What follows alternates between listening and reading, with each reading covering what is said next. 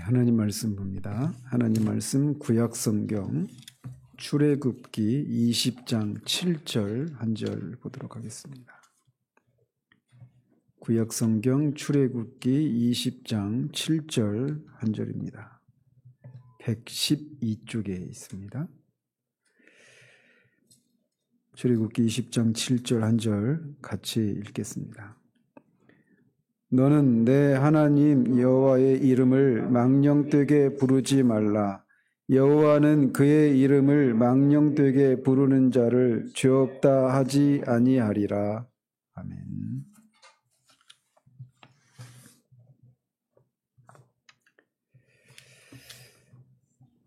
우리가 1계명, 2계명까지 살펴보았는데 1계명은 예배 대상에 대해서 말씀해주고 있는 거고 2계명은 그 예배의 대상을 어떻게 예배해야 되는가, 예배의 방법에 대해서 우리가 예배의 방법에 대해서 말씀하고 있는 계명이라고 하는 것을 지난주에 살폈습니다. 우리가 하나님만을 예배해야 되는데 하나님을 예배할 때 하나님께서 말씀 속에서 명하신 방식대로 그렇게 예배를 드려야 된다라고 하는 것을 말씀드렸습니다.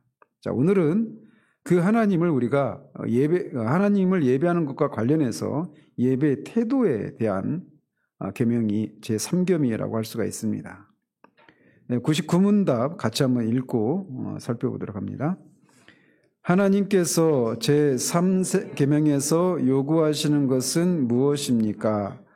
저주나 거짓 맹세, 불필요한 맹세로 하나님의 이름을 욕되게 하거나 잘못 사용하지 않는 것입니다. 또한 다른 사람들이 이런 끔찍한 죄를 지을 때 침묵하고 모른 채 함으로 동참하지 않는 것입니다. 한마디로 우리는 하나님의 거룩한 이름을 두려워하고 공경하는 마음으로만 사용하여 하나님을 바르게 고백하고 부르며 우리의 모든 말과 행실에서 하나님께 영광을 돌려야 합니다. 이 3계명에서는 여호와의 이름을 망령되게 부르지 말라라고 명령하고 있습니다. 10계명 처음에도 말씀드렸지만 10계명은 금지 명령 속에 적극적인 그런 명령도 포함되어 있는 포괄적인 명령이라고 말씀을 드렸는데 이 99문답부터 바로 그렇게 바르게 해석을 하고 있습니다. 먼저 우리 여기서 망령되게 부르지 말라라고 할 때 이 망령되다라고 하는 이 말이 우리가 일상에서는 흔히 쓰지 않는 그런 용어입니다.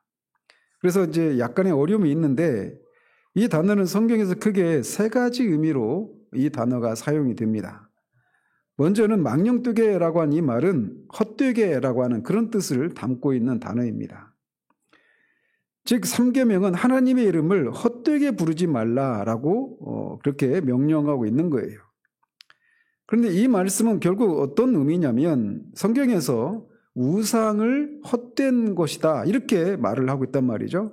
따라서 3계명이 지금 우리에게 말씀하고 있는 것은 사람들이 헛된 우상을 섬기던 방식대로 자기의 만족을 위해서 하나님의 이름을 헛되게 부르지 말라 이렇게 명령하고 있는 겁니다. 우상을 섬기는 마음으로 하나님을 그렇게 헛되게 부르지 말라, 하나님의 이름을 헛되게 부르지 말라 이렇게 말씀하고 있어서 이거는 먼저 하나님을 위한 그런 명령으로 우리가 이해할 수가 있습니다. 우상을 부르듯이 하나님의 이름을 부르는 것은 결국은 하나님을 우상과 같은 존재로 그렇게 여기는 것이란 말이죠. 그것은 결국 하나님의 영광을 훼손하고 모독하는 그런 행위가 될 수가 있습니다. 따라서 그런 측면에서 보면 3계명은 1차적으로 하나님을 위한 계명이다 이렇게 말을 할 수가 있습니다. 그렇지만 동시에 이 우상을 섬기는 심정으로 하나님의 이름을 부르지 말라라고 하는 이 계명은 우리 자신을 위한 계명이기도 합니다. 왜냐하면 사람이 우상을 섬기면 결국은 우상을 닮아가기 때문에 그렇게 하나님의 이름을 우상을 섬기듯이 그렇게 헛되이 부르지 말라라고 명령하고 계십니다. 사람은 누구나 자기가 좋아하는 것을 닮아가게 되어 있습니다. 자기가 좋아하는 것과 늘 가까이 하고 가까이 하면서 그 존재와 같이 있게 되면, 교제를 나누다 보면 점점 그 존재를 닮아가게 되어 있습니다. 따라서 헛된 우상을 섬기면 우리 역시 헛된 그런 우상과 같은 그런 삶과 존재가 된단 말이죠. 우상이 눈과 귀가 있지만 결국 보지도 듣지도 못하는 것처럼 우상을 섬기는 사람도 마땅히 보고 들을 것을 듣지 못하게 되는 그런 헛된 삶을 살 수도 있기 때문에 그런 삶을 살지 않도록 하기 위해서라도 그렇게 하나님의 이름을 우상을 섬기듯이 헛되이 부르지 말라라고 명령하고 계신 겁니다. 따라서 3계명에서는 우상이 헛것임을 지적하면서 우상을 섬기는 것처럼 그렇게 헛된 심정으로 하나님을 섬기지 말라 이렇게 가르치고 있는 겁니다. 그래서 우리가 특히 이제 기도와 관련해서도 이런 경우들이 많죠. 하나님의 이름을 부른다라고 할 때는 대부분 하나님의 이름을 부른다는 얘기는 하나님을 예배하고 찬송하고 경배한다 이런 의미도 있고 하나님께 도움을 구하기 위해서 부르는 경우도 있단 말이죠.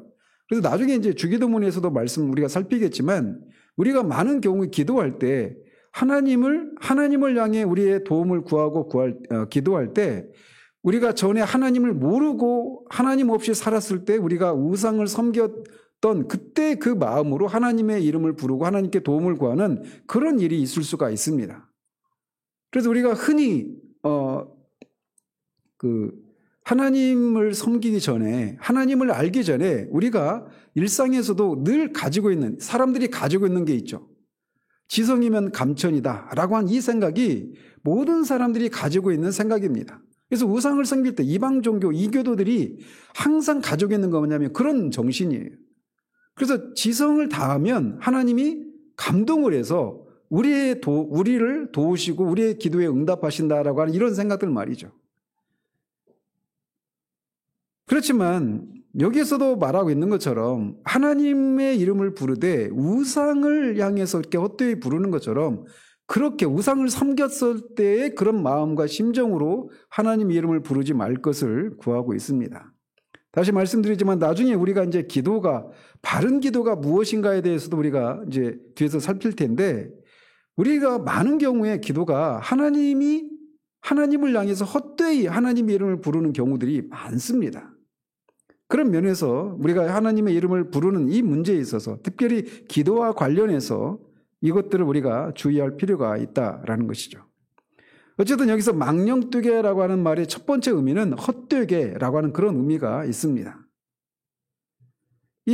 그리고 이 망령되게라고 하는 말의 두 번째 의미는 거짓되게라고 하는 뜻도 담고 있습니다. 그래서 거짓 맹세하지 말라라고 성경이 말할 때 그 거짓된이라고 하는 말이 원어로는 망령된 이 말과 같은 단어입니다. 그래서 망령되게는 거짓되게 이렇게도 해석을 할 수가 있는 겁니다. 그래서 99문답은 우리가 저주나 거짓 맹세, 불필요한 맹세로 하나님의 이름을 욕되게 하거나 잘못 사용하지 말 것을 얘기하고 있는데 여기서 말하는 거짓 맹세, 이게 망령되게라고 하는 말과 같은 의미라고 할 수가 있습니다. 나중에 이제 이 거짓 맹세에 대해서는 다음 주에 101문답, 2문답을 통해서 구체적으로 이제 그거를 우리가 살피게 될 것입니다. 어쨌든 망령되게는 거짓되게 이렇게 하나님의 이름을 부르지 말라라고 하는 건데 우리가 이 사람들 사이에서도 거짓말을 하는 경우들이 많이 있지 않습니까? 어떤 악의를 가지고 거짓말을 하기도 하고 또는 자신은 원치 않지만 내가 바른 말을 하게 되면 손해를 볼지도 모르기 때문에 거짓말을 하는 경우도 있습니다. 근데 어쨌든 대개는 의도를 가지고 하죠. 마음을 악의적으로 하든지 내키지 않든지 간에 어떤 의도를 가지고 거짓말을 한단 말이에요. 그런데 사람들이 이렇게 자신이 거짓말을 한다라고 하는 것을 알면서도 거짓말을 하는 이유가 무엇일까요? 그것은 결국은 자기의 이익을 위해서, 자기 유익을 위해서, 자기 욕심 때문에 거짓말을 하는 것입니다. 그런데 바로 그런 동기로, 자기의 유익을 위한 이 동기로 사람들이 하나님의 이름을 그렇게 거짓되게 사용하는 경우가 있는데 그렇게 하지 말라라고 말씀하고 있는 겁니다. 그러니까 하나님의 이름을 망령되게 부르지 말라 이 얘기는 하나님의 이름을 자기 이익을 위해서 거짓말로 사용하는 것을 금지하고 있는 명령이다. 이렇게 말을 할 수가 있는 거예요. 이런 경우들이 우리가 삶을 살아가면서 굉장히 비일비재하게 존재할 수가 있습니다. 그래서 하나님의 이름을 거론하면서 자기 이익을 꾀하는 이런 일들이 굉장히 많아요.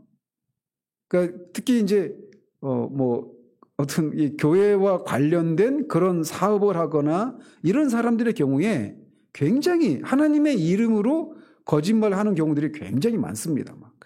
그래서 교회에 납품하는 이 단가들 굉장히 시중가보다 훨씬 높이 쳐서 하는 경우들도 있고 그런 경우들이 많아요. 예를 들기 쉬워서 제가 그런 말씀을 이제 드리는 건데 그런 식으로 사람들이 자기 이익을 위해서 거짓말로 하나님의 이름을 그렇게 거론하는 경우들이 있는데 그것을 하나님이 금지하고 있는 거예요. 그리고 뒤에서 살피겠지만 이런 죄를 하나님이 죄 없다 하지 아니하리라 이렇게 말씀하고 있어서 거짓말, 자기의 유익을 위해서 거짓말로 하나님의 이름을 부르는 이 행위를 하나님이 얼마나 크게 다루시는가를 우리가 생각한다면 아마 교회도 그렇고 이 세상도 그렇고 굉장히 사회가 달라질 거예요. 우리는 이 거짓말의 문제를 한국 사회에서는 굉장히 가볍게 처리합니다. 미국에서 이 유일하게 그 하야를 했던 대통령이 한 명 있죠. 닉슨 대통령이라고 하는 사람이 하야를 했는데 하야 이유가 무엇인지 아십니까? 워터게이트 사건 때문에 그 하야를 했는데 그 사건 때문이 아니라 사회의 본질은 뭐냐면 그 사건과 관련해서 자신은 무관하다라고 하는 거짓말을 했기 때문에 하야를 했습니다. 거짓말하는 이 문제를 우리는 정치인뿐만 아니라 우리 사회가 거짓말하는 이 문제를 너무나 가볍게 처리하고 있어요. 더더군다나 그 거짓말을 하나님의 이름을 걸고 거짓말하는 것에 대해서는 우리가 이게 굉장히 큰 문제인데 이거를 교회에서마저도 그렇게 크게 다루지 않아요. 세상의 빛이요 소금이라고 하는 교회에서마저도 이 하나님의 이름으로 거짓말하는 이 문제를 그렇게 심각하게 다루지 않고 있기 때문에 세상이 더 그런 것이죠. 그래서 세상이 어떠한 것은 세상의 빛이요 소금인 교회가 어떠한 것을 그대로 반영하는 것이다라고 할 수가 있어요.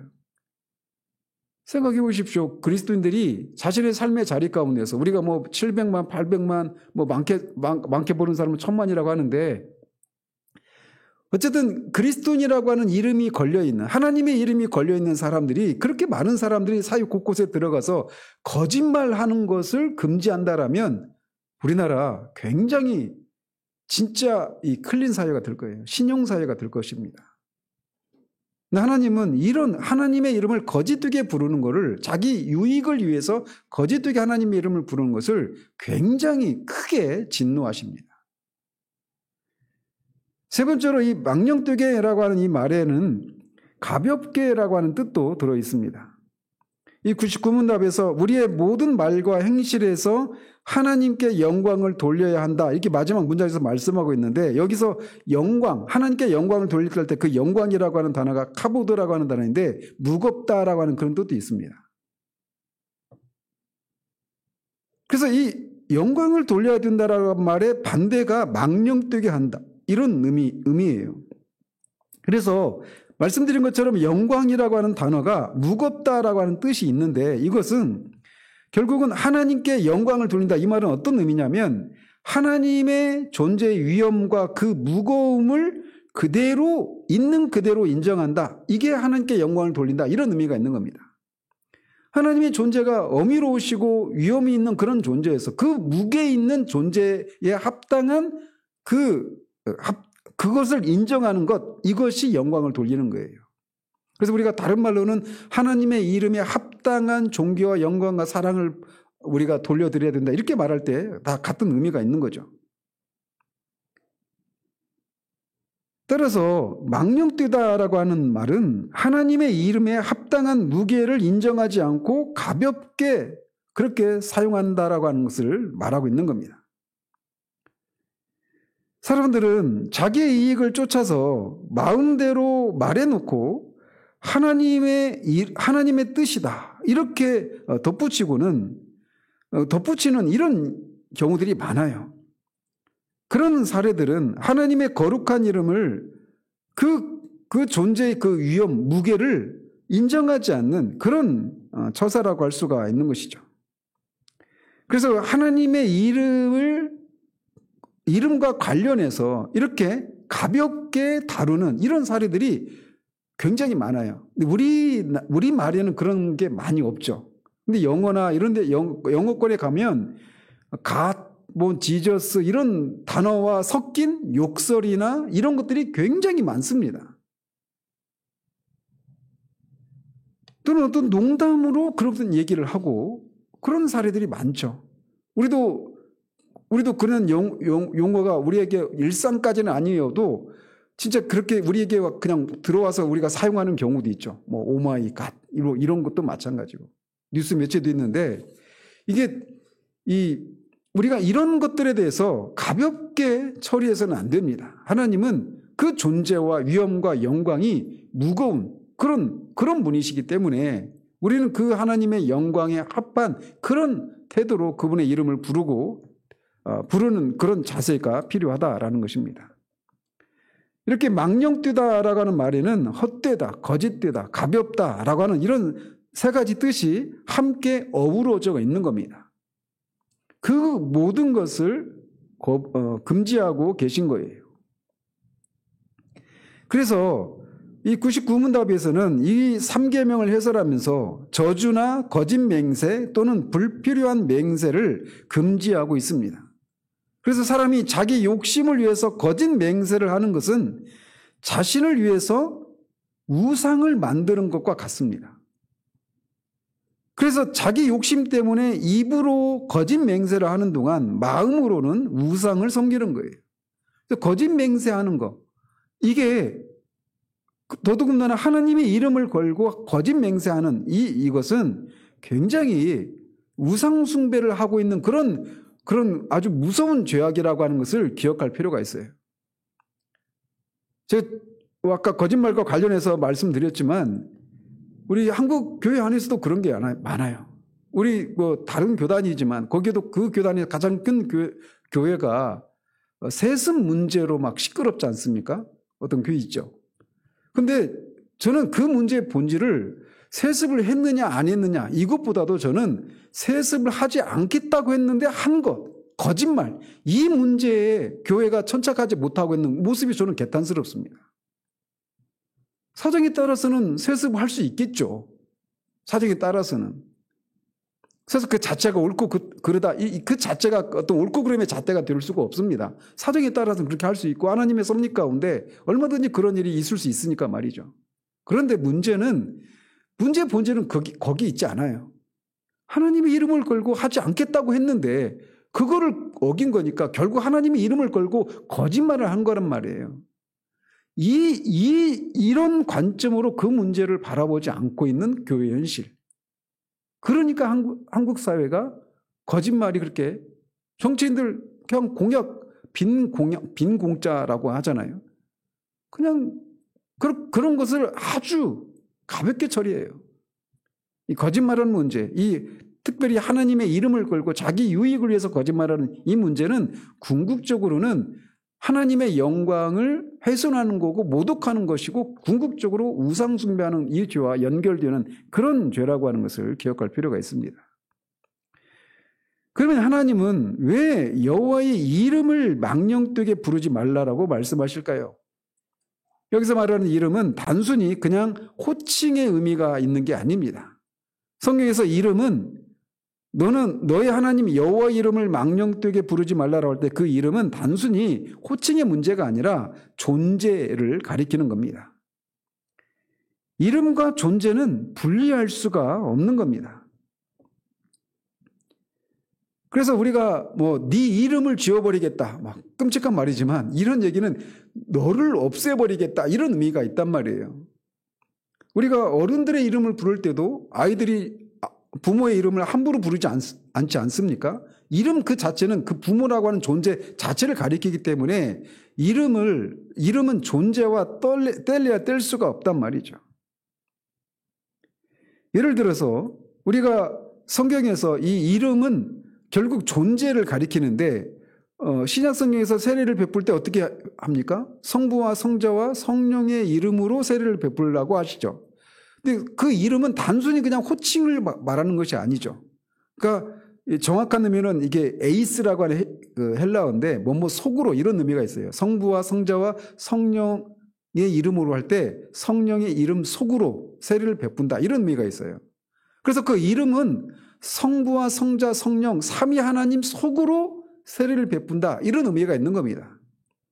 그 세례가 또 얘기가 또 다른 데로 가는데 이 세례가 굉장히 깊은 의미가 있어요. 삼위 하나님의 존재 속으로 그를 연합시키는 이런 의미가 있는 게 세례란 말이에요. 뿐만 아니라 베드로가 나면서부터 걷지 못했던 그 사람을 성전 미문에 앉아있는 사람을 예수 그리스도의 이름으로 명하노니 일어나 걸으라고 명령하죠. 그런데 거기서 말하는 예수 그리스도의 이름도 결국 예수 그리스도 그 존재, 예수 그리스도가 여기 계시니 그 그리스도께서 명령하니 네가 일어나라 이런 의미가 있는 거예요. 단순히 이름의 의미만 있는 것이 아니라. 따라서 이렇게 이름과 존재는 뗄래야 뗄 수가 없어요. 그래서 여호와의 이름을 망령되게 부르지 말라 이 얘기는 여호와 그분 자신을 망령되게 부르지 말라 이런 의미가 있는 것입니다. 자, 그렇다면 우리가 망령되게 부르지 말아야 할 이름인 존재이신 여호와는 어떤 분이신가라는 겁니다. 여호와는 하나님의 거룩하신 이름 중에 가장 대표적인 이름이 여호와입니다. 여호와가 정확한 발음이 아니에요. 어떻게 발음을 해야 되는지 잊어버렸습니다. 그래서 이제 흔히 그럼에도 불구하고 추정하기를 이 히브리어에 예흐예, 아쉐르 예흐예 이 단어에서 나왔다 이렇게 얘기를 합니다. 그래서 예흐예 이것은 영어로는 I am 이런 말이에요. 그러니까 예흐예 그러니까 I am 이런 말이고 아쉐르는 관계대명사입니다. 영어로. 그래서 예흐예는 I am 그러니까 사람을 가리키는 관계대명사니까 who 또는 that 이렇게 쓰겠죠. 잠시 중학교 용어로 들어갔는데 그래서 이게 나는 여호와다 이 여호와라고 하는 말은 어떤 의미가 있느냐면 영어로 말하면 I am that I am 이런 말이에요. 여호와라고 하는 말이. 그래서 이게 어떤 의미냐면 나는 나다. 나는 항상 있다. 이런 의미가 있습니다. 혹은 다른 의미도 있어요. 나는 항상 있을 것이다. 나는 내가 되려는 자가 될 것이다. 이게 어떤 의미냐면 하나님이 나는 이런 분이다. 이렇게 계시하면 그 하나님은 언제나 영원토록 그런 분으로 계신다. 이런 의미예요. 따라서 여호와의 이름은 종합해서 말씀을 드리면 여호와의 이름은 나는 너희와 항상 함께 있겠다. 이런 의미가 있고 또 더 나아가서 항상 너희와 함께 있으면서 내가 되리라고 약속한 그 하나님이 될 것이다. 이런 의미입니다. 좀 어렵죠? 그러니까 어떤 의미가 있느냐면 그래서 나는 너희와 항상 함께 있으면서 내가 되리라고 한 그 하나님이 될 것이다. 이런 의미니까 궁극적으로 이걸 의역하면 나는 너희와 항상 함께 있으면서 내 언약을 이루겠다. 이런 의미가 있는 거예요. 그래서 여호와라고 하는 이름을 항상 언약에 성실하신 말씀하신 것은 반드시 지키시는 그런 하나님의 이름으로 여호와 이렇게 말씀하는 거예요. 그러니까 이 말에는 여호와 하나님은 언약을 반드시 지키시는 신실하신 분이시다. 언약에 성실하신 분이시다. 이런 개념도 있고 플러스 그것을 항상 지키기 위해서는 그것을 거스르는 것들을 능히 제압할 수 있는 능력이 있어야 되겠죠. 그래서 여호와 이름 안에는 언약을 반드시 지킨다. 이런 본뜻은 그런 개념인데 그것을 지키기 위해서는 그 모든 것들을 제압할 수 있는 전능한 분이다. 이런 개념도 섞여 있는 거예요. 그런데 이 이름을 이스라엘 백성들에게 하나님이 언제 계시해 주셨습니까? 이스라엘 백성들이 출애굽을 앞두고 모세에게 이 이름을 주셨죠. 그래서 출애굽 6장 3절에 보면 내가 아브라함과 이삭과 야곱에게 전능의 하나님으로 나타났으나 나의 이름을 여호와로는 그들에게 알리지 아니했다라고 하시면서 여호와라고 하는 이름을 이스라엘에게 주셨습니다. 그리고 그 이름으로 나는 너희와 항상 함께 있겠다 이렇게 약속하신 거예요. 내가 너희와 항상 함께 있어서 너희를 이끌고 약속의 땅까지 데리고 갈 것이다. 나는 너희와 항상 함께 있으면서 너희 하나님이 되고 너희는 나의 백성이 될 것이다. 이렇게 말씀하시면서 그들과 언약을 맺으신 것입니다. 따라서 이렇게 이 여호와라고 하는 이름이 이스라엘 백성들을 구원하시기 앞서서 이 이름을 주시면서 내가 너희들에게 약속한 것을 반드시 지키겠다고 하는 이런 의미로 이 이름을 계시해 주셨단 말이에요. 따라서 그렇기 때문에 하나님이 이렇게 하나님의 이름을 망령되게 부르는 것은 하나님이 우리에게 베푸신 구원과 관련해서 어떤 의미가 있다라고 하는 것을 우리가 유추할 수가 있는 겁니다. 이 99문답에서는 3계명을 설명하면서 하나님의 이름을 저주나 거짓 맹세나 불필요한 맹세로 욕되게 하거나 잘못 사용하는 것을 금하신다고 말씀하고 있습니다. 그러면서 여기서 욕되게 한다 이렇게 말을 하고 있는데 이 욕되게 한다라고 하는 단어는 다른 곳에서 보면 회방한다 이런 말로 번역을 하고 있습니다. 그러니까 하나님의 이름을 욕되게 한다 이 의미는 하나님의 이름을 회방한다 이런 의미가 있는 거예요. 하나님의 이름을 거슬러서 말한다 이런 의미가 담겨 있는 겁니다. 자, 그렇다면 우리는 여기서 여호와의 이름을 회방하는 이 죄에 대해서 우리가 성경은 어떻게 이 문제를 다루는가를 살펴볼 필요가 있습니다. 여호와 이름을 회방한 것과 관련해서 레위기 24장에 보면 거기에 한 사건이 등장을 합니다. 아버지가 애굽 사람이고 엄마가 유대인인 이스라엘 백성인 한 소년이 사람들과 싸우다가 여호와의 이름을 저주합니다. 회방합니다. 그리고 그것에 대해서 이스라엘 백성들이 이 문제를 어떻게 처리해야 되는가를 이제 모세를 통해 여호와께 묻습니다. 그럴 때 하나님이 이렇게 말씀하셔요. 여호와의 이름을 회방하면 그를 반드시 죽일지니 온 회중이 돌로 그를 칠 것이라. 외국인이든지 본토인이든지 여호와의 이름을 회방하면 그를 죽일지니라 라고 말씀하십니다. 이렇게 여호와께서는 그 이름이 회방받는 것을 매우 싫어하시고 그것에 대해서 진노하셔요. 자, 그런데 말씀드린 것처럼 이 여호와라고 하는 이름이 출애굽이라고 하는 이 구원을 베푸시면서 주신 이름이었습니다. 따라서 그런데 그 이름을 욕되게 하는 것은 결국 뭘 욕되게 하는 거냐면 출애굽의 구원을 욕되게 하는 거가 되는 거예요. 따라서 그런 죄, 여호와의 이름을 회방하는 거, 욕되게 하는 이것은 결코 작은 문제가 아니라 구원과 관련된 큰 죄라고 하는 것을 의미하는 겁니다. 그래서 여호와의 이름을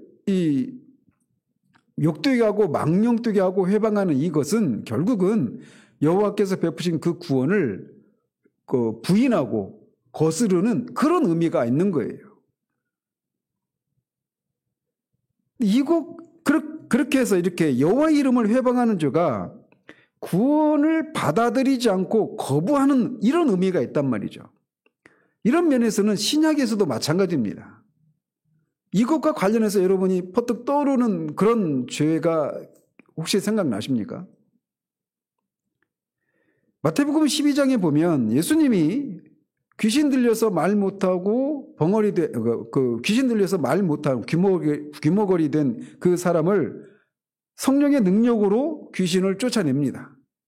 그러니까 사람들이 보고 이가 다윗의 자손이 아니냐 하면서 사람들이 막 예수님께 몰리자 바리새인들이 뭐라고 말을 하냐면 그가 귀신의 왕 바알세붑을 힘입어서 귀신을 쫓아냈다 이렇게 말을 해요.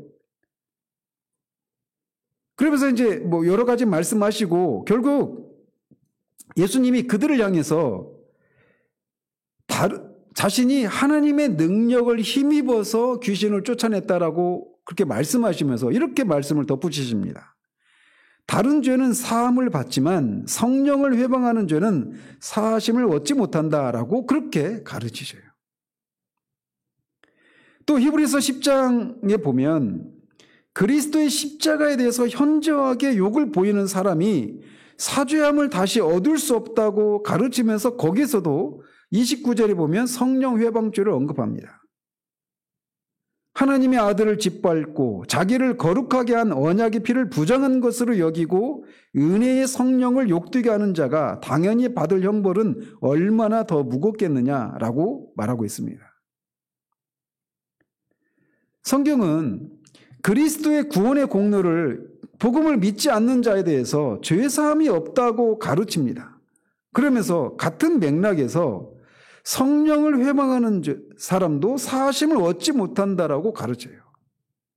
즉 성령 회방죄가 뭐냐라고 할 때 구체적으로 이런 죄다 이렇게 말할 수는 없어요. 분명하게. 근데 이 성령 회방죄가 어떤 맥락에서 이것을 언급하느냐면 그리스도를 통한 하나님을 통한 구원의 은혜, 그 그리스도가 이루신 그 구원의 은혜를 성령께서 우리에게 적용해 주시고 깨닫게 해 주시지 않습니까? 근데 그것을 부인하는 이 문맥과 관련해서 성령 회방죄를 언급하고 있어요. 그래서 마태복음 12장에서도 예수님이 성령의 능력을 힘입어서 그 귀신 들린 사람을 고쳐주시는 이 사건을 성령의 능력으로 이루어진 사건임에도 불구하고 그것을 회방하고 반대하는 이 그들을 향해서 성령 회방죄다 이렇게 말씀하겠단 말이에요. 성령께서 우리와 함께 계시면서 행하시는 그 그리스도를 통해서 이루신 구원을 우리에게 나타내주는 이것을 믿지 않고 가볍게 여기는 것이 성령을 회방하는 죄다 이렇게 볼 수가 있는 거예요. 이 제3계명은 예수 그리스도께서 오심으로써 그 뜻이 훨씬 더 풍성하게 드러납니다. 예수님은 이 땅에 오셔서 우리의 몸과 영혼의 구원을 단번에 영원히 성취하시고 임마누엘로 우리와 함께 거하십니다.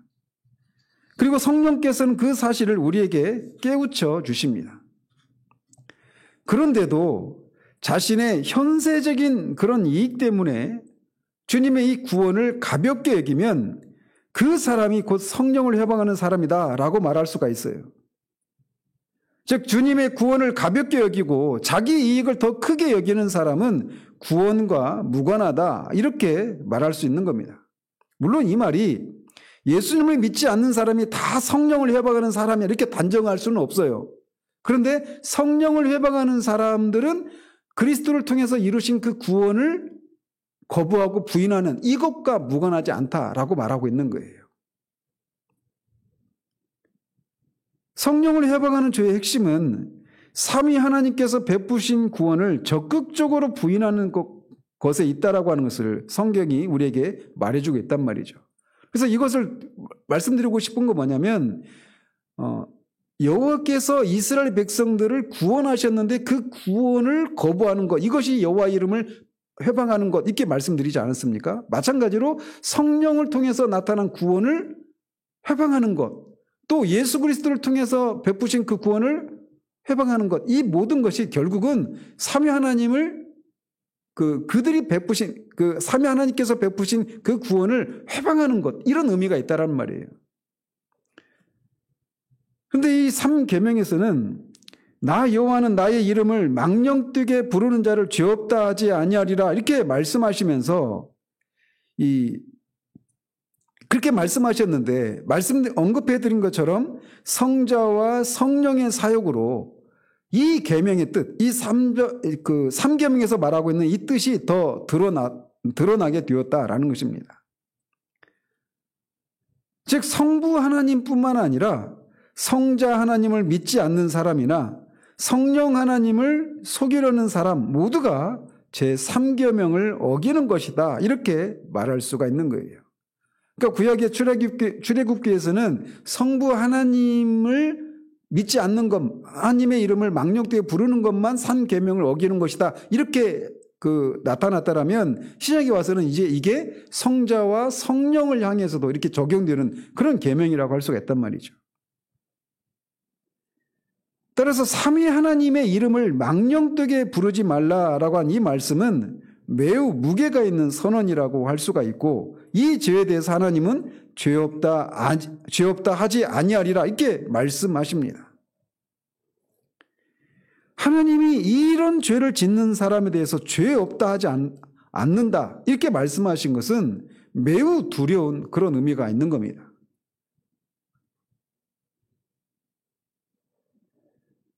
망령되게라고 하는 말에 앞에서도 말씀드린 것처럼 거짓되게라고 하는 뜻도 있다고 말씀드리지 않았습니까? 그래서 이 삼위 하나님의 이름을 어기는 것에 대해서 하나님이 얼마나 이거를 크게 진노하시는가에 대해서 아까 레위기 24장에서 그 사례를 말씀드리지 않았습니까? 마찬가지로 이 계명은 이제 성부와 성자에게도 확대 적용된다고 말씀드렸는데, 성령을 거짓되게 그렇게 부르는 이 사례에 대해서도 하나님이 똑같이 엄중하게 처리하고 있는 것을 우리는 사도행전 5장의 아나니아와 삽비라 사건을 통해서 우리가 볼 수가 있습니다. 그런 사건들을 통해서 하나님의 이름을 가볍게 부르는 것이 얼마나 큰 죄인가를 깨달을 수가 있습니다. 그렇기 때문에 우리는 이 하나님의 이름을 망령되게 부르는 이 일, 하나님의 이름을 가볍게 부르는 이 일, 거짓되게 부르는 것, 헛되게 부르는 이 일을 우리가 매우 무거운 마음으로 말씀을 그 계명 앞에 우리가 서야 한단 말이죠. 그래서 제가 우리나라에서도 그런 분이 있죠. 하나님 꼼짝 마. 내 말 안 들으면 나한테 혼나. 이거는 실수할 수가 없는 겁니다. 실수로 할 수가 없는 말이에요. 그런데도 그런 분이 한국 교계에서 영향력을 행사하고 있는 거, 이게 지금 얼마나 끔찍한 것인가라고 하는 것을 알 수가 있어요. 뿐만 아니라 우리가 결론 부분에서 말씀드리겠지만, 하나님을 사랑하는 사람들에게 있는 기본적인 마음이 무엇입니까? 우리가 누군가를 사랑하면 우리가 사랑하는 사람이 사람들로부터 나 자신뿐만 아니라 다른 사람들도 그 사람이 사랑을 받고 그 사람이 합당한 존귀와 영광을 받는 거, 이거를 우리가 다 원한단 말이죠. 99문답에서는 앞에 부분에서는 이렇게 부정적인 측면에서, 소극적인 측면에서 그 거룩하신 하나님의 이름을 함부로 망령되게 부르지 말라라고 금지하시면서 거짓 맹세나 어떤 거짓말을 하거나 이렇게 하지 말라고 금지하시면서 궁극적으로 어떻게 하라고 말합니까? 우리가 그분에게 모든 것들을 하나님의 영광에 합하도록 그분의 이름을 부르고 우리의 말과 행실로 그 하나님의 이름이 높이 여김을 받기를 위해서 우리가 힘을 써야 된다라고 적극적으로 권면을 하고 있어요. 우리가 삶을 살아가는 이유가 있다라면 바로 여기 있는 겁니다. 하나님이 그분의 영광에 합당한 존귀와 사랑을, 경배를 받으시는 것. 그것이 우리의 존재 이유이고 교회의 이유예요. 그리고 그렇지 않은 현실을 볼 때 우리 안에 있어야 될 마음이 무엇입니까? 애통함이 있어야 되는 거예요. 하나님이 합당한 존귀와 영광을 받지 못하는 현실들, 심지어 교회 안에서부터 하나님의 영광을 위해서 지음받은, 하나님의 택함받은 하나님의 백성들의 모임인 교회에서마저도 하나님이 합당한 존귀와 영광과 사랑을 받지 못하는 이 현실을 인해서 우리가 울고 슬퍼할 수 있는 그런 사람들이 되어야 되는 거예요. 이어서 이 하나님의 이름과 관련한 이것을 하나님이 얼마나 크게 여기고 계시는가를 우리는 백문답을 통해서 우리가 확인할 수가 있습니다. 같이 한번 읽겠습니다. 맹세나 저주로 하나님의 이름을 욕되게 하는 일이 그러한 맹세와 저주를 있는 힘을 다해 막거나 금하려고 하지 않은 사람들에게까지 하나님께서 진노하실 만큼 극악 무도한 죄입니까? 참으로 그렇습니다. 하나님의 이름을 욕되게 하는 것보다 더 크고 하나님을 진노하시게 하는 죄는 없습니다. 따라서 하나님께서는 이 죄에 대해 사형으로 벌하라고 명하셨습니다. 이 백문답에서 다루고 있는 것은 99문답에서는 우리가 하나님의 이름을 망령되게 부르지 말아야 된다. 적극적으로 하나님의 이름에 합당한 그런 말과 행실을 보여야 된다. 이렇게 말하고 있다라면 백문답에서는 그 하나님의 이름이 누군가의 맹세와 저주로 인해서 하나님의 이름이 욕되게 되는 그런 상황이 벌어졌는데 그 상황을 적극적으로 말리지 않고 가만히 침묵하는 그 사람을 하나님은 어떻게 다루시느냐 이렇게 말하고 있는 거예요. 내가 그렇게 그 3계명을 어기는 상황이 아니라 누군가가 3계명을 어기고 있는 상황을 볼 때 그 상황에 대해서 침묵하는 사람을 하나님이 어떻게 다루시느냐라는 겁니다.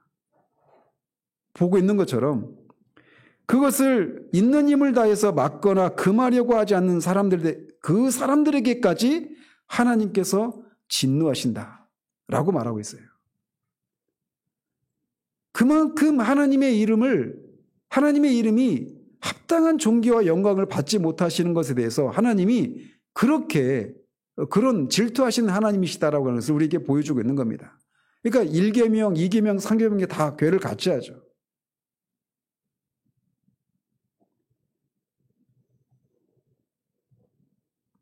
특별히 백문답을 우리가 볼 때 마태복음 10장에서 예수님이 하신 말씀과 관련해서 이 상황을 우리가 살펴볼 필요가 있습니다. 마태복음 10장에 보면 누구든지 사람 앞에서 나를 시인하면 나도 하늘에 계신 내 아버지 앞에서 그를 시인할 것이요 사람 앞에서 나를 부인하면 나도 하늘에 계신 내 아버지 앞에서 그를 부인하리라 이렇게 말하고 있습니다. 이 말씀을 통해서 주님은 사람들 앞에서 주님의 이름을 시인하는 것의 중요성을 이렇게까지 말씀하고 있는 거예요. 누군가 사람들 앞에서 내 이름을 시인하지 않으면 주님도 하나님 아버지 앞에서 나를 시인하지 않을 것이다라는 겁니다. 반대의 경우도 그렇게 성립된다라고 말씀하고 계셔요. 즉 사람들 앞에서 내가 예수 믿는 사람이고 내가 하나님을 위한 사람, 하나님을 믿는 사람이라고 하는 것을 시인하지 않는 이 문제를 하나님이 가볍게 다루지 않는다라는 거예요. 이번 수련회도 제가 잠깐 말씀드렸잖아요. 저도 역시 그랬습니다. 그냥 내가 예수 믿는 거를 다른 사람들이 알지 못하게 그냥 내가 예수 믿는 것이 드러나게 되면 어떤 어려움들이 있으니까 그냥 조용히 그냥 아무도 나를 터치하지 않고 그냥 내버려 두는 그런 방식으로 그냥 조용히 예수님을 믿는 이런 것을 바라는 마음이 있어요. 그런데 이렇게 내가 마음으로만 예수를 믿는다라고 하고 말로 표현하지 않는 이것에 대해서 우리가 어떤 그런 것을 우리가 기대하는데 그런 것은 옳지도 않고 구원에 이르는 신앙이 아니라고 말씀해주고 있는 거예요. 물론 이 마태복음 10장이 제가 말씀드린 이런 직장에서 사람들 앞에서 이런 문제 정도가 아니죠. 더 크게 확대할 수 있는 그런 문제이지만 말이죠. 그래서 그런 예수님의 말씀을 생각하면서 우리가 백문답을 살펴볼 필요가 있어요. 그것과 관련해서. 근데 누군가가 맹세나 저주를 통해서 하나님의 이름을 망령되게 하고 있는 그런 상황이 벌어졌을 때 그런 맹세와 저주를 힘을 다해서 막거나 금하려고 하지 않는 사람들, 이 사람들에 대해서까지도 하나님이 진노하신다라는 겁니다. 이런 측면에서 우리가 이 문제가 결코 하나님의 이름을 망령되게 부르지 말라라고 하신 이 금지 명령이 얼마나 하나님이 크게 다루고 있는가라고 하는 것을 살펴볼 필요가 있는 거예요.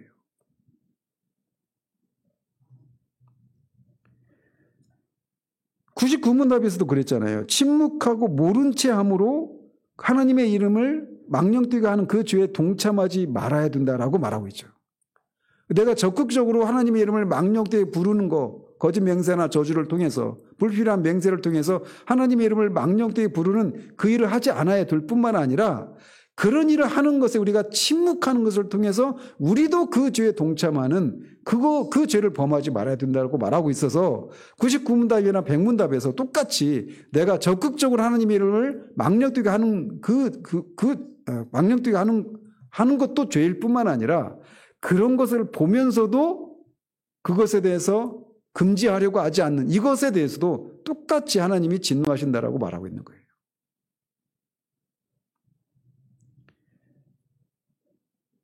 침묵하고 방관하는 것도 금하신 그 죄에 참여하는 것이나 마찬가지라고 말하고 있는 겁니다. 왜냐하면 나에게 직접적인 해가 없다라고 한 이유로 침묵하고 방관하고 있는 것에 대해서 우리가 하나님이 진노하신다라고 말하고 있어요. 특별히 우리가 사람들과의 관계 속에서 내가 가장 사랑하고 아끼는 사람이 그게 가족이 될 수도 있고 사랑하는 사람이 될 수 있겠죠. 또는 상사나 나의 어떤 그런 생사 여탈권까지는 아니어도 직장에서 어떤 그런 것들을 갑의 위치에 있는 사람들, 이런 사람들이 그런 경우가 있을 때, 이 상황이 벌어졌을 때 이런 일이 있을 수 있잖아요. 제가 옛날에 당구에 한참 미쳤을 때 당구장에서 이렇게 당구를 치고 있는데 어떤 군인 유관급 장교였던 것 같아요. 중이나 대위 정도 됐을 것 같은데. 근데 이제 어떤 제 친구 중 한 친구가 군발이 어쩌고 막 그랬어요. 근데 우리 친구들이 한 10여 명 됐거든요. 근데 그 장교는 군인은 혼자 있고 자기 친구하고 당구를 치고 있었거든요. 근데 그 사람이 당구 큐대를 딱 내려놓더니 누가 금방 군발이라고 했냐고. 딱 묻는데 훨씬 숫자가 많은데도 다 그냥 쫄았습니다. 그러니까 그런 것처럼 군인의 이 명예를 실추하는 그 단어 하나 때문에 그 군인의 명예를 위해서 그렇게 한단 말이죠. 근데 하나님의 이름은 그런 정도의 이름이 아니란 말이에요. 이런 것에 대해서 하나님이 그런 상황이 벌어지고 있는데 그것에 대해 침묵하고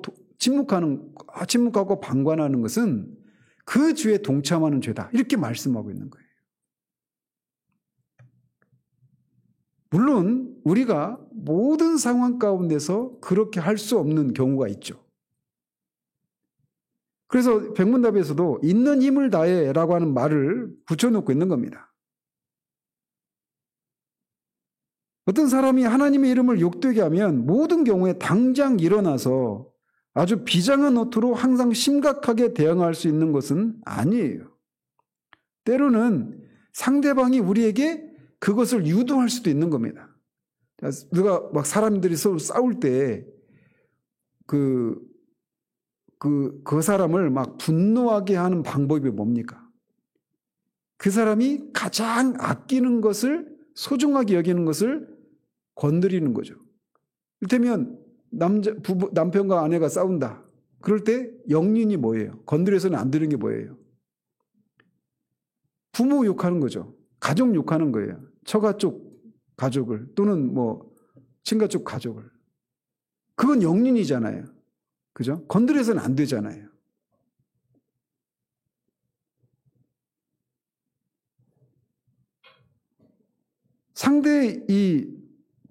상대방이 약을 올리면 이성을 잃고 그 사람의 페이스에 말려듭니다. 근데 다른 사람의 페이스에 말리면 진 거죠. 그죠? 근데 따라서 우리가 어떤 경우에는 내가 하나님의 이름이 망령되게 일컬어지고 있는 현실을 보면서 우리가 막 분연히 떨쳐 일어나고 막 그렇게 해야 될 상황이 있을 수도 있는데 어떤 경우에는 때로는 침묵해야 될 때도 있어요. 예수님이 마태복음 10장에서는 사람들 앞에서 자신의 이름을 시인하지 않으면 하나님 아버지 앞에서 그 사람을 예수님이 시인하지 않겠다 이렇게 말씀하신 주님이 그 사람들 앞에서 침묵하신 적도 있죠. 어떤 경우에 그래요? 필라도 앞에서나 대제사장 앞에서 예수님도 침묵을 하셨습니다. 그리고 십자가에서도 침묵하셨죠. 그래서 그 상황에 따라서 어떤 경우에는 침묵하고 피하는 그런 지혜도 필요해요. 그런데 우리는 그런 때라도 우리 마음을 아시는 주님께 간절한 기도를 올려드려야 할 것입니다. 그래서 우리는 하나님을 사랑할 뿐만 아니라 때로는 지혜도 있어야 돼요. 어쨌든 우리가 이 하나님의 이름과 관련해서 우리도 모르게 또는 부지불식간에 또는 이 교회나 가정 안에서 이 3계명을 쉽게 어길 수도 있습니다. 그래서 믿지 않는 가족들과 어떤 대화를 하는 중에 부지불식간에 우리의 행실과 말을 통해서 하나님의 이름을 우리가 훼손하는 그런 일이 있을 수도 있죠. 그래서 우리가 늘 우리 행실과 관련해서 우리의 말이, 우리의 행실이 하나님의 이름을 망령되게 일컫는 그런 일이 될 수도 있다라고 하는 것을 생각하면서 우리의 삶을 살 필요가 있는 거예요. 이 땅을 사셨던 주님이 요한복음 17장 4절에서인가요? 거기서 그런 말씀 하시잖아요. 예수님이 아버지 이름을 영어롭게 하셨다라고 말이죠. 하나님께서는 하나님의 고귀한 이름을 그분의 백성에게 주셨습니다. 그래서 그분의 백성이 욕을 당하거나 잘못되면 하나님의 이름도 욕을 받는 그런 것이 되는 거예요. 그래서 그렇게 하나님의 백성들이 욕을 당하고 잘못되는 이런 것들을 있을 때 하나님의 이름을 위해서 그 백성들을 구원해 내시죠. 마찬가지로 반대의 경우도 성립이 되는 겁니다. 하나님의 이름을 두신 하나님의 백성들이 오히려 하나님의 이름을 욕되게 하고 망령되게 하는 이 일에 대해서 하나님이 분연히 떨쳐 일어나서 하나님의 이름을 위해서 그렇게 떨치고 일어나시는 하나님이시라는 사실들을 우리가 기억할 필요가 있어요. 그래서 하나님의 이름이 망령되게 일컬어지는 이 문제에 대해서 우리가 예의주시해야 돼요. 우리의 말과 행실이 하나님의 이름을 망령되게 일컫는 그런 것은 아닐지 우리가 주의를 하며 살 필요가 있는 거예요. 그래서 주기도문에서도 첫 번째 기도 제목이 뭡니까? 하늘에 계신 아버지의 이름이 거룩히 여김을 받으시는 것.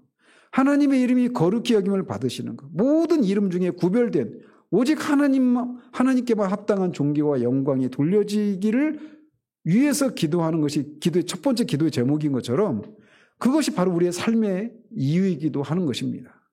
그래서 오늘날 이 99문답에서 적극적인 그 진술을 뒤에 배치해 놓고 있는데 오늘날 교회를 통해서 또 우리 개인을 통해서 하나님이 합당한 존귀와 영광을 받지 못하는 하나님의 이름이 망령되게 일컬어지고 있는 이 현실을 인해서 하나님의 이름을 위해서 우리가 하나님이 다시금 교회를 새롭게 해주시고 교회를 통해서 하나님이 합당한 존귀와 영광을 하나님의 이름에 합당한 존귀와 영광을 받으시기를 위해서 기도할 필요가 우리 가운데 있는 것입니다. 그래서 우리가 매번 기도할 때도 기도의 첫 번째 늘 해야 되는 기도는 바로 이것이에요. 하나님의 이름이 망령되게 일컬어지지 않는 더 나아가서 하나님의 이름에 합당한 존귀와 영광이 돌려지기를 위해서 우리가 살아야 될 뿐만 아니라 그것을 위해서 기도하는 그런 우리들이어야 할 것입니다. 기도하겠습니다. 하나님 아버지,